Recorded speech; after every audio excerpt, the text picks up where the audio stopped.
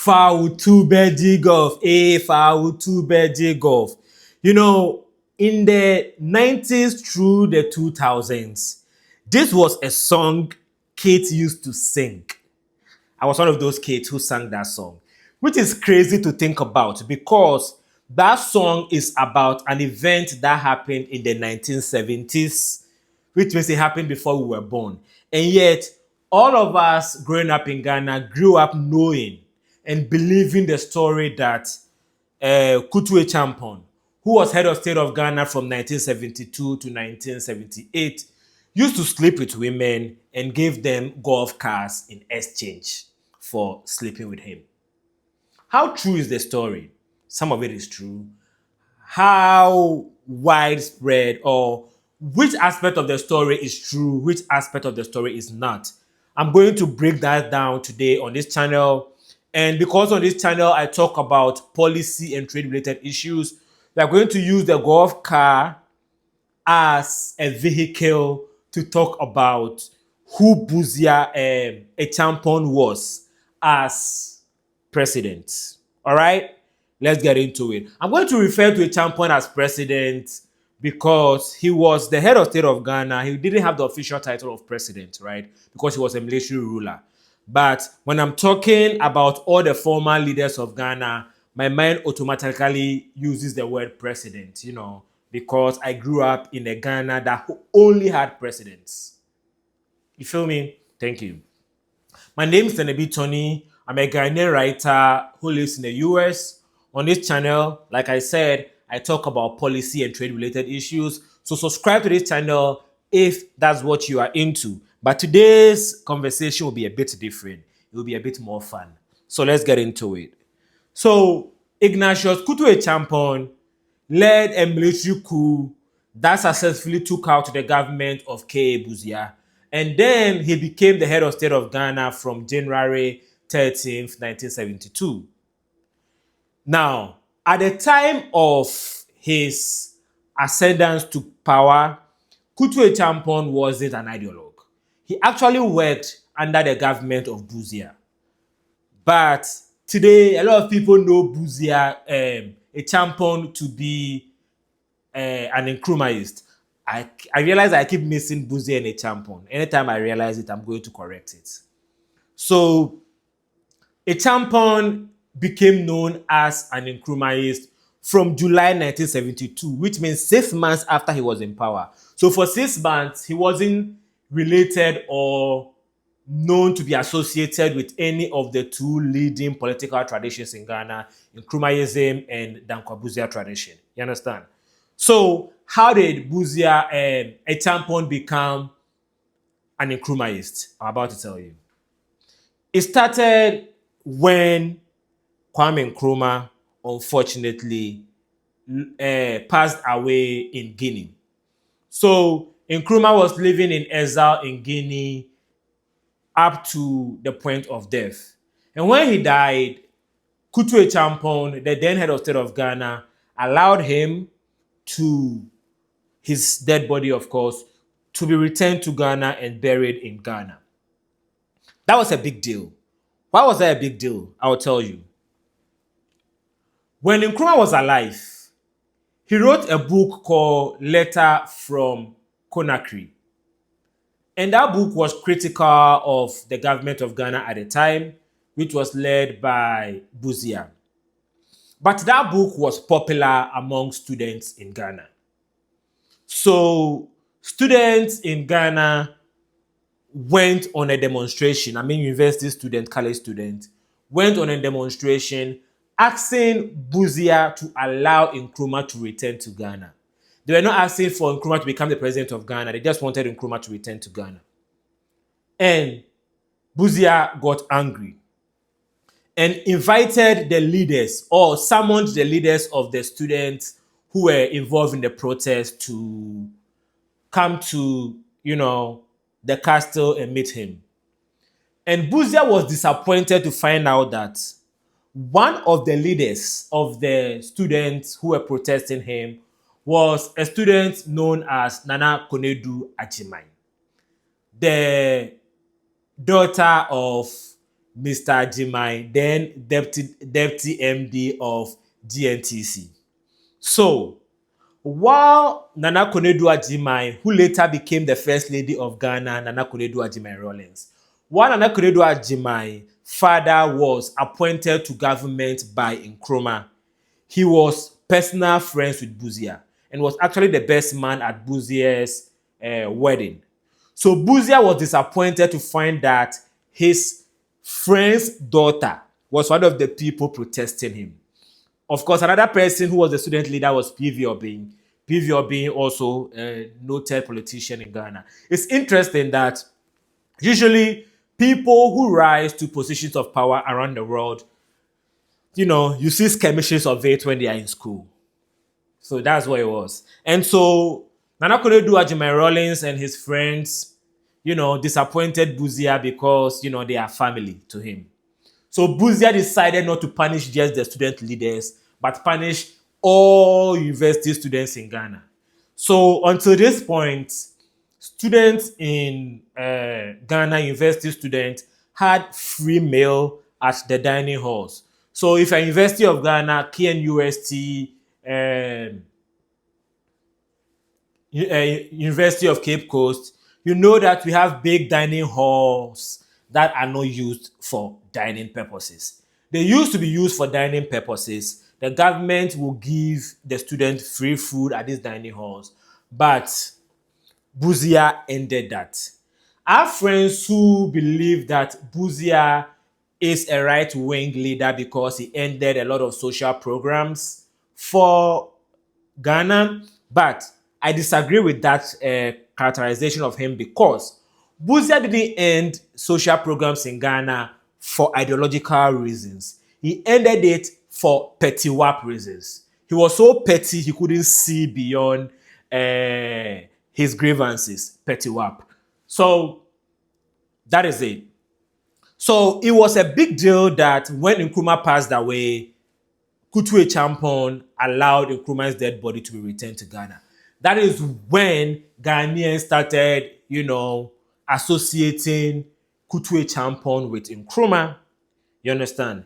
And Kutu Acheampong would put in some policies that, people would deem Nkrumahist, like, when they say Operation Feed Yourself and Yentia. We will come back to the Yentia at another later in this conversation. But this is just to lay the background for who Kutu Acheampong was. Now, Kutu Acheampong was also somebody, like I said, who didn't have any ideology. So anywhere the wind was blowing, he would go. So in 1975, the United Nations passed a resolution to declare 1975 the year of the woman. So it was a year that governments around the world are supposed to look into curtailing or stopping discrimination against women and providing more opportunities for women to rise, But at this point, Ghana had our first woman minister under Nkrumah. So Ghana wasn't one of the worst countries when it comes to the treatment of women, but misogynistic tendencies were, just like in every culture, were high in Ghana as well. So Kutu Acheampong set up the National Council on Women and Development. Their job was to ensure that Ghana was in line with the UN resolution, and that include researching what the needs of women in Ghana was, what the strength of women in Ghana was, and all that. The National Council on Women and Development is credited as the most important body in the history of women empowerment in Ghana because it paved the way for the Ministry of Women and Children Affairs, now called Gender and whatever it's called, and also the Social Welfare Commission. Everything that has to do with women welfare in Ghana, majority of it started from 1975 under Kutu Acheampong. So this was happening. The National Council on Women and Development did a study, and they found out that Ghanaian women, specifically Ghanaian women, not women around the world, Ghanaian women were good at doing business. That is true because till date, the country with the highest number of women entrepreneurs in the world, Ghana is always number one, number two, or number three. Ghana is always top three in the world when it comes to country with women entrepreneurs, right? So it's true that Ghanaian women are good at doing business. And so, because women are good at doing business, what do? We support women business people. So the Women's World Banking was an agency or organization or a bank that started offering loans to women. There were other small scale business agencies that were offering loans to women. And then Acheampong himself now was giving priority to certain goods when it came to women. So, like textiles, clothing. Yeah, if you wanted to import clothing to Ghana, you had to be a woman.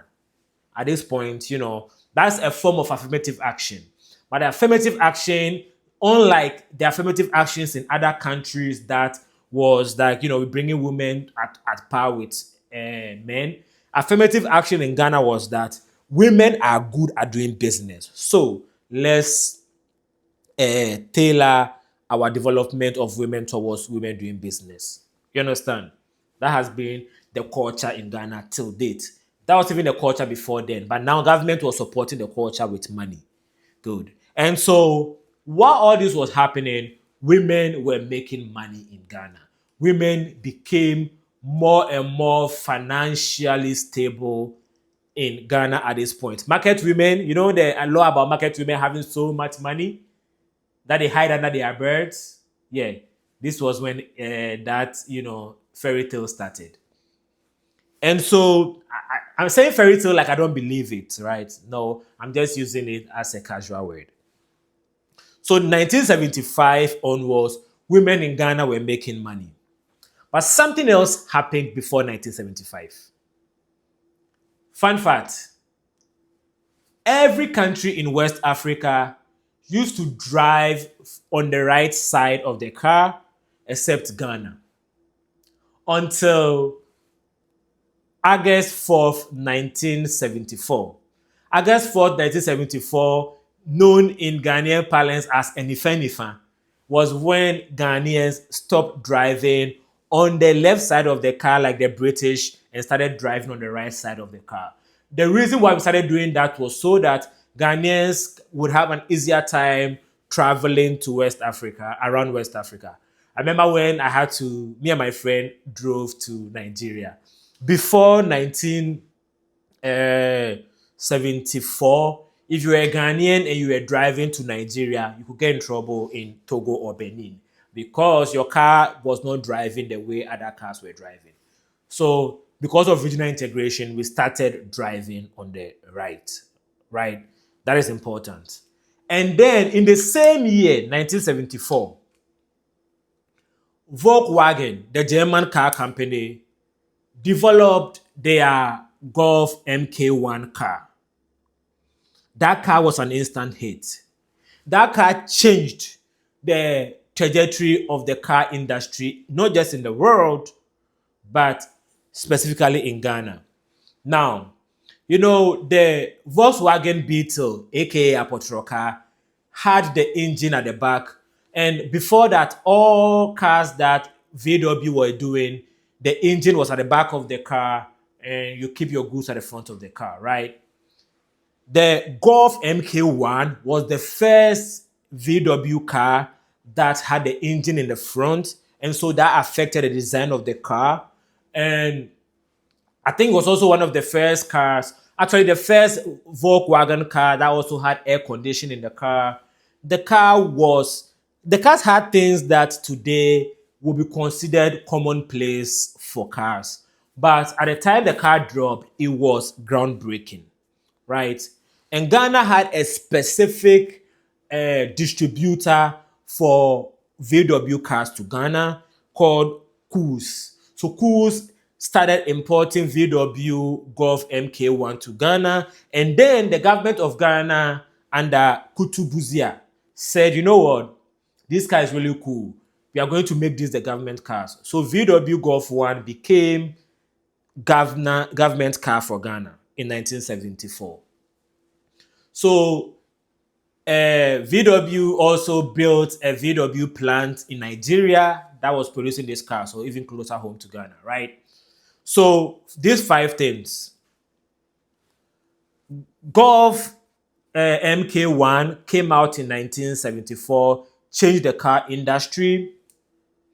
Ghana changed from driving on the left side of the car to the right side of the car, which the Golf Mk1 car was designed to be. Even the Golf Mk1s that were sold in the UK were driving on the right at this point.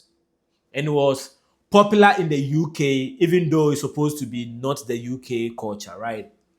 That's how popular the car was. 3, women in Ghana were making more money because they were doing more trade. And 4, government vehicles in Ghana were VW Golf Mk1.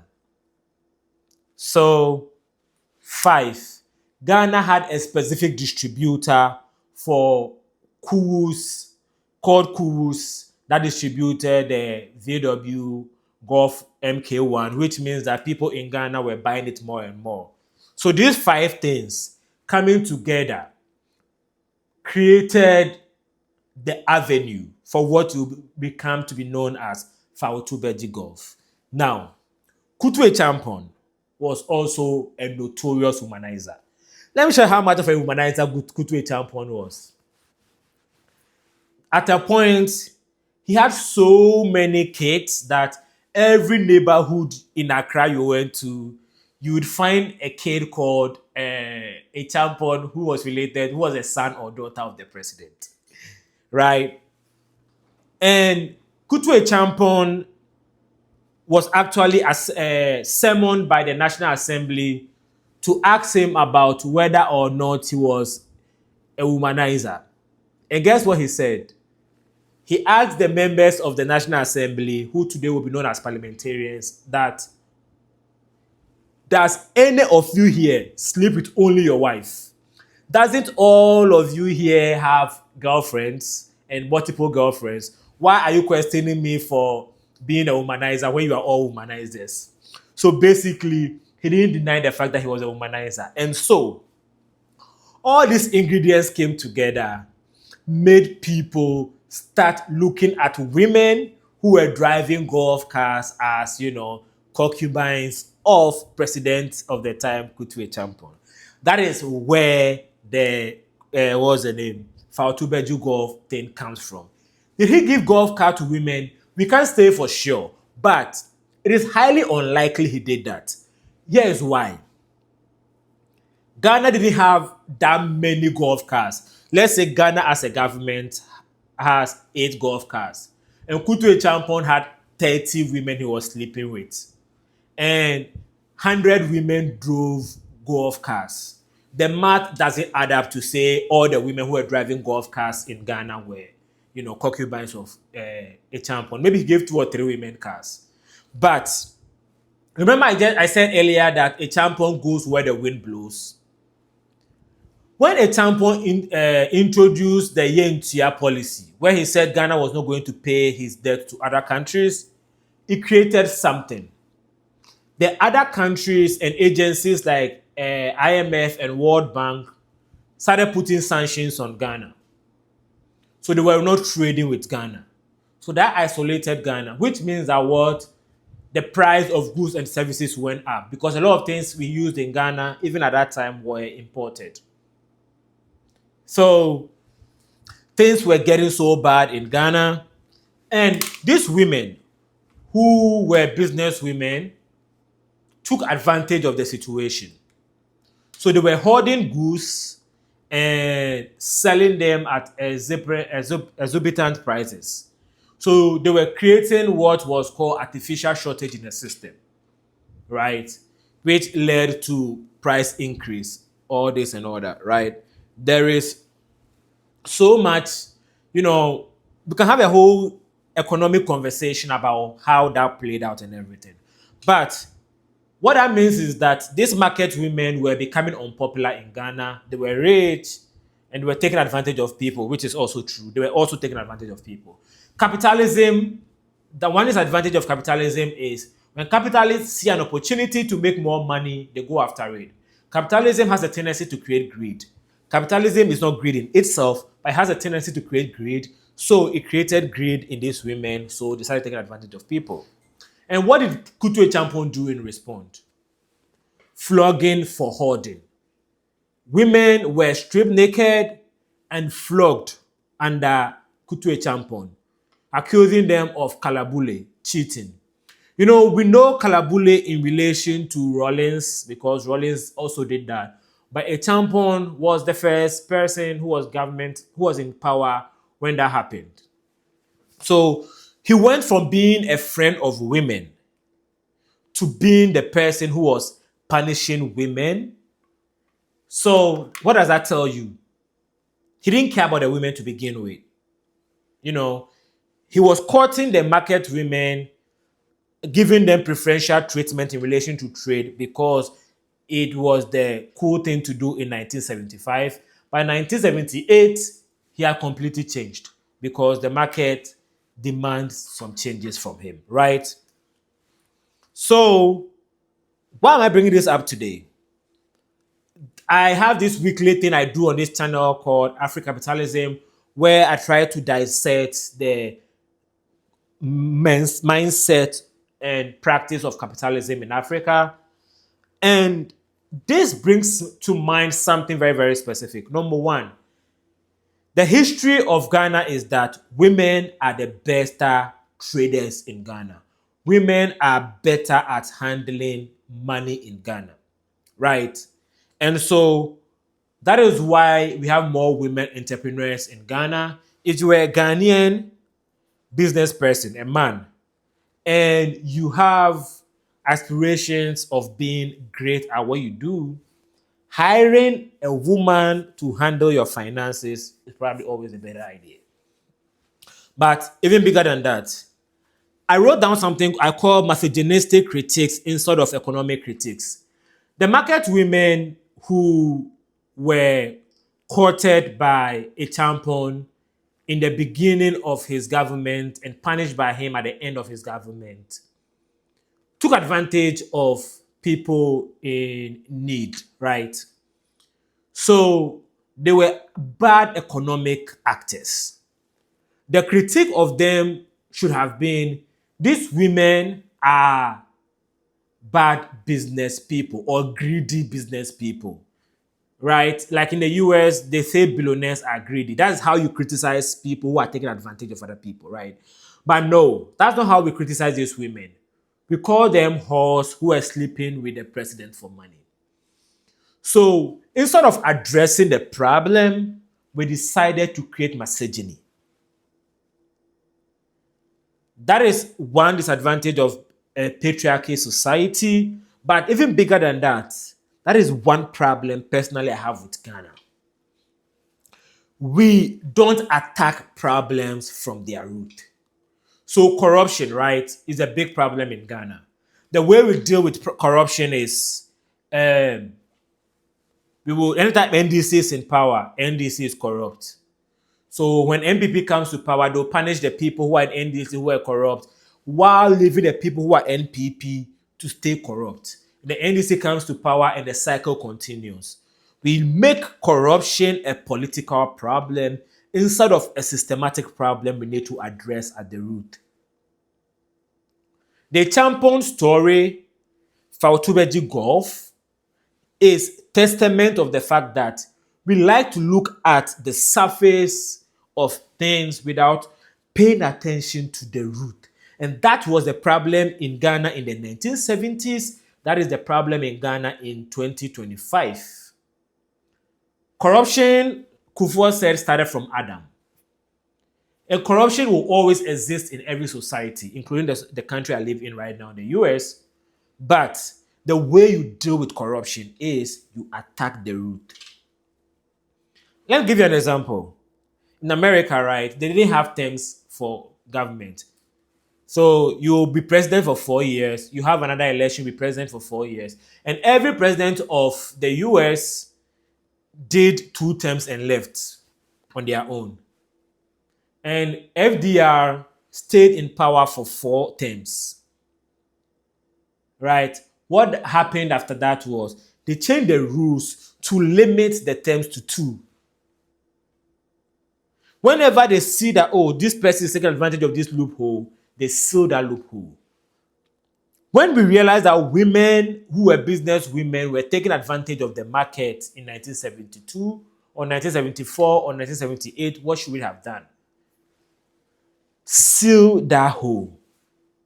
But we did not. We started to focus on the misogynistic aspect of that, which is begye golf. I just wanted to point that out.